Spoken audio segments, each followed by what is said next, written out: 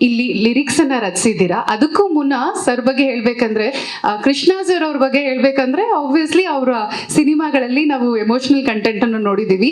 Master of emotions ಅಂದ್ರೆ Shashank sir. So over to you sir. ಇವಾಗ ಎಲ್ರಿಗೂ ನಮಸ್ಕಾರ. ಮೊದಲನೇದಾಗಿ ಗೆಸ್ಟ್ ಅಂತ ಹೇಳಿದ್ರು, ಗೆಸ್ಟ್ ಅಲ್ಲ, ನಾನು ಈ ಸಿನಿಮಾದ ತಾಂತ್ರಿಕ ವರ್ಗದಲ್ಲಿ ಒಬ್ಬ ಆಗಿ ಬಂದಿದ್ದೀನಿ ಇಲ್ಲಿ. ಈಗ ತಾನೇ ನೋಡಿದ್ರಿ ನಾನು ಬರೆದಿರೋ ಹಾಡನ್ನು.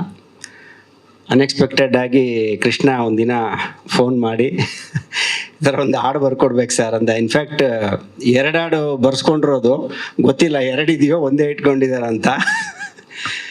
ಸೊ ನನಗೂ ಖುಷಿ ಆಯಿತು, ಯಾಕೆಂದರೆ ಬೇಸಿಕಲಿ ಕತೆ ಗೊತ್ತಿತ್ತು. ಕತೆ ಒಂದು ಸಾರಿ ಕೃಷ್ಣ ಹತ್ರ ಕೇಳಿದ್ದೆ, ಕತೆ ತುಂಬ ಚೆನ್ನಾಗಿತ್ತು, ಅದ್ಭುತವಾಗಿತ್ತು, ಮತ್ತು ಆ ಸಿಚುವೇಶನ್ ತುಂಬ ಚೆನ್ನಾಗಿತ್ತು. ನಾನು ಅಷ್ಟೇ ಎಕ್ಸೈಟಿಂಗ್ ಆಗಿ ಈ ಹಾಡನ್ನು ಎಕ್ಸೈಟ್ ಆಗಿ ಈ ಹಾಡನ್ನು ಬರೆದಿದ್ದೀನಿ. ಹೋಪ್ ನಿಮಗೆಲ್ಲ ಇಷ್ಟ ಆಗಿದೆ ಅಂದ್ಕೊಂಡಿದ್ದೀನಿ. ಮತ್ತು ಲವ್ ಮಾಕ್ಟೈಲ್ ಅನ್ನೋದು ಆ್ಯಕ್ಚುಲಿ ಲವ್ ಮಾಕ್ಟೈಲ್ 3 ಅಂತ ಈ ಸಿನಿಮಾಗೆ ಹೆಸರು. ನನ್ನ ಪ್ರಕಾರ ಲವ್ ಮಾಕ್ಟೈಲ್ ಓಕೆ, ಅದಾದಮೇಲೆ ಲವ್ ಮಾಕ್ಟೈಲ್ 2 ಓಕೆ, 3 ಬರೋ ಅಷ್ಟೊತ್ತಿಗೆ ಇದನ್ನು ಕನ್ನಡದಲ್ಲಿ ನಿಜ ಹೇಳಬೇಕಂದ್ರೆ ಒಂದು ಪ್ರೀತಿಯ ಪರಂಪರೆ ಅಂತ ಹೇಳ್ಬೋದು. ಅಂದರೆ ಆ ಪ್ರೀತಿಯ ಪರಂಪರೆನ 3ನೇ ಭಾಗಕ್ಕೆ ಕರ್ಕೊಂಡು ಬಂದಿದ್ದಾರೆ ನಿರ್ದೇಶಕ ಡಾರ್ಲಿಂಗ್ ಕೃಷ್ಣ ಅವರು. ಜರ್ನಿ ಅಂದರೆ ನೋಡಿದ್ರೆ, ಆ ಟ್ರೈಲರ್ ನೋಡಿದ್ರೆ ಟ್ರೈಲರಲ್ಲೆಲ್ಲ ನಾಸ್ಟಾಲ್ಜಿಕ್ ಫೀಲಿಂಗ್ಸೇ. ಆ್ಯಕ್ಚುಲಿ ಈ ಲವ್ ಮಾಕ್ಟೈಲ್ ಅನ್ನೋ ಒಂದು ಸಿನಿಮಾ ಫ್ರಾಂಚೈಸ್ ಆಗಿದ್ದೆ ಆ ಥರದ ಒಂದು ನಾಸ್ಟಾಲಜಿಕ್ ಫೀಲಿಂಗ್ಸಿಂದಾಗಿ. ಈಗ ನಾವು ಯಾರ್ಯಾರು ಯಂಗ್ಸ್ಟರ್ಸ್ ಇದ್ರಲ್ಲ ಅವರೆಲ್ಲ ಪಾರ್ಟ್ 1 ನೋಡುವಾಗ ಎಲ್ಲರೂ ಅವರವರ ಕಾಲೇಜ್ ದಿನಗಳಿಗೆ ಹೋಗಿ ಅವರು ಲವಲ್ಲಿ ಬಿದ್ದು ಏನೇನೆಲ್ಲ ಹುಡುಗಿಯಿಂದ ಬಿದ್ದು ಉದ್ದಾಡಿದ್ರು ಅದನ್ನೆಲ್ಲ ರಿಕಾಲ್ ಮಾಡ್ಕೊಳ್ಳೋಂಥ ಒಂದು ನಾಸ್ಟಾಲಜಿಕ್ ಮೂಮೆಂಟ್ಸನ್ನು ತುಂಬ ಅದ್ಭುತವಾಗಿ ಕ್ರಿಯೇಟ್ ಮಾಡಿದಂಥ ಸಿನಿಮಾ ಲವ್ ಮಾಕ್ಟೈಲ್ 1. ಸೊ ಅದೇ ಥರದ ಆ ಪರಂಪರೆನ ಈಗ 3ನೇ ಸಿನಿಮಾದವರೆಗೂ ತೊಗೊಂಬಂದಿದ್ದಾರೆ ಕೃಷ್ಣ ಅವರು. ಮತ್ತು ಟ್ರೈಲರ್ಲಿ ಇಂಟು ಕೊಟ್ಟಿದ್ದಾರೆ, ನನ್ನ ಕೊನೆಯ ಅಧ್ಯಾಯ ಅಂತ. ಸೊ ಗೊತ್ತಿಲ್ಲ ಕೊನೆಯ ಅಧ್ಯಾಯನೋ ಅಥವಾ ಇನ್ನು ಮುಂದೆ 4ನೇದು ಬಂದರೂ ಬರ್ಬೋದು. ಚೆನ್ನಾಗಿ ಎಲ್ಲರಿಗೂ ಇಷ್ಟ ಆದರೆ 4ನೇದು ಬರ್ಬೋದು. ಮತ್ತು ನನ್ನ ಪ್ರಕಾರ darling Krishna as A director ನಾನು ನೋಡಿರೋದ್ರಲ್ಲಿ ತುಂಬ ಕ್ಲೆವರೆಸ್ಟ್ ಫಿಲ್ಮ್ ಮೇಕರ್ ಅಂತ ಹೇಳೋಕ್ಕೆ ಇಷ್ಟಪಡ್ತೀನಿ. ಯಾಕೆಂದರೆ ಅವ್ರು ಯಾವಾಗ ಕತೆ ಬರೀತಾನೆ, ಯಾವಾಗ ಸಿನಿಮಾ ಶೂಟಿಂಗ್ ಶುರು ಮಾಡ್ತಾನೆ, ಯಾವಾಗ ಮುಗಿಸಿರ್ತಾನೆ ಅನ್ನೋದು ಯಾರಿಗೂ ಗೊತ್ತಿರಲ್ಲ. ಮೋಸ್ಟ್ಲಿ ಮಿಲನ್ ಅವ್ರಿಗೂ ಗೊತ್ತಿಲ್ಲದಂಗೆ ಶೂಟಿಂಗ್ ಮಾಡಿಬಿಟ್ಟಿರ್ತಾನೇನೋ ಅಂತ ಕೆಲವು ಸಾರಿ ಡೌಟು ನನಗೆ. ಅಷ್ಟು ತುಂಬಾ ಸೂಕ್ಷ್ಮವಾಗಿ ತುಂಬ ಕ್ಲೆವರ್ ಫಿಲ್ಮ್ ಮೇಕಿಂಗ್. ಆ್ಯಕ್ಚುಲಿ ಅದು ನೀಡ್ ಆಫ್ ದಿ ಅವರ್. ಇವತ್ತು ನಮ್ಮ ಕನ್ನಡ ಚಿತ್ರರಂಗ ಇವತ್ತಿರೋ ಸ್ಥಿತಿಗೆ ಡಾರ್ಲಿಂಗ್ ಕೃಷ್ಣ ಅವರ ಮನಸ್ಥಿತಿ, ಅಂದರೆ ಒಬ್ಬ ಫಿಲ್ಮ್ ಮೇಕರ್ ಆಗಿ ಡಾರ್ಲಿಂಗ್ ಕೃಷ್ಣ ಅವರ ಮನಸ್ಥಿತಿ ತುಂಬ ಇಂಪಾರ್ಟೆಂಟ್ ಆಗುತ್ತೆ.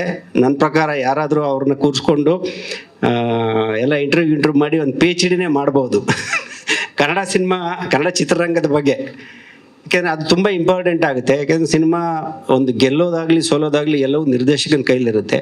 ಇಲ್ಲಿ ಡಾರ್ಲಿಂಗ್ ಕೃಷ್ಣ ಅಷ್ಟು ಕ್ಲೆವರ್ ಆಗಿ ಮಾಡ್ಕೊಂಡು ಬಂದಿರೋದ್ರಿಂದನೇ ಇದು 3ನೇ ಫ್ರಾಂಚೈಸ್ವರೆಗೂ ಬಂದಿದೆ. ಮತ್ತು ಎಲ್ಲ ಫ್ರಾಂಚೈಸ್ 3ನೇ ಫ್ರಾಂಚೈಸು ಗೆಲ್ಲುತ್ತೆ. ಇದು ಗೆಲ್ಲೋದ್ರಲ್ಲಿ ಏನು ಡೌಟ್ ಇಲ್ಲ. ಯಾಕೆಂದ್ರೆ ತುಂಬ ಅದ್ಭುತವಾದ ಕತೆ ಮತ್ತು ಅಷ್ಟೇ ಅದ್ಭುತವಾದ ಎಮೋಷನ್ ಇರುವಂಥ ಒಂದು ಸಿನಿಮಾ. ಒಂದಷ್ಟು ತುಣುಕುಗಳನ್ನ ನಾನು ನೋಡಿದ್ದೀನಿ, ಸೀನ್ಗಳನ್ನು, ಸಾಂಗ್ ತುಣುಕುಗಳನ್ನು ತುಂಬ ಅದ್ಭುತವಾಗಿ ಕ್ಯಾಪ್ಚರ್ ಮಾಡಿದ್ದಾರೆ ಕೃಷ್ಣ ಅವರು. ಸೊ ಅವ್ರಿಗೆ ಒಳ್ಳೆಯದಾಗಲಿ. ಲವ್ ಮಾಕ್ಟೈಲ್ 1 ಸಿನಿಮಾ ಮಾಡಿ ಮದುವೆ ಆದರು, ಇಬ್ಬರೂ ಲವರ್ಸ್ ಆಗಿದ್ದವರು ಕಪಲ್ಸ್, ಹಸ್ಬೆಂಡ್ ಆ್ಯಂಡ್ ವೈಫ್ ಆದರು. 2 ಮಾಡಿ ಒಂದು ಮನೆ ತೊಗೊಂಡ್ರು, ಫ್ಲ್ಯಾಟು. 3 ರಿಲೀಸ್ ಆದಮೇಲೆ ಒಂದಷ್ಟು ಬಂಗ್ಲೆಗಳನ್ನ, ಒಂದು ಸಾಕಾಗಲ್ಲ ಅಲ್ವಾ, ಒಂದಷ್ಟು ಬಂಗ್ಲೆಗಳನ್ನು ತಗೊಳ್ಳೋ ಅಷ್ಟು ದುಡ್ಡು ಈ ಸಿನಿಮಾ ಮುಖಾಂತರ ಬರಲಿ ಅಂತ ನಾನು ಹಾರೈಸ್ತೀನಿ. ಮತ್ತು ಇಡೀ ಚಿತ್ರತಂಡಕ್ಕೆ ಲವ್ ಮಾಕ್ಟೈಲ್ ಖುಷಿ ಆಯಿತು. ಅಂದರೆ ಆ ಟ್ರೈಲರಲ್ಲಿ ಕೂಡ ನಾಸ್ಟಾಲ್ಜಿಕ್ ಮೂಮೆಂಟ್ಸನ್ನೇ ಕ್ರಿಯೇಟ್ ಮಾಡಿದ್ದಾರೆ. ಸೊ ಒಂದು ಲಾಂಗ್ ಜರ್ನಿ. ಅವ್ರು ಬೆಳೆಯೋದ್ರ ಜೊತೆಗೆ ತುಂಬ ಜನ ಕಲಾವಿದರನ್ನ ಕೂಡ ಬೆಳೆಸಿದ್ದಾರೆ. ಅವರೆಲ್ಲ ಹೇಳ್ತಾ ಇದ್ರು ಎಮೋಷನಲ್ ಆಗಿ ಸ್ಟೇಜ್ ಮೇಲೇ.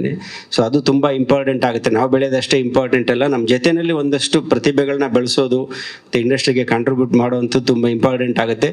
ಸೊ ಈ ಲವ್ ಮಾಕ್ಟೈಲ್ ಸೀರೀಸ್ ಆ ಒಂದು ಕೆಲಸನ ಮಾಡಿದೆ.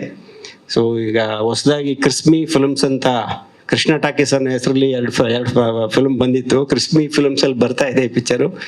ಈ ಬ್ಯಾನರಿಂದ ಇನ್ನೂ ಇದೇ ರೀತಿ ಅದ್ಭುತವಾದ ಸಿನಿಮಾಗಳು ಬರಲಿ.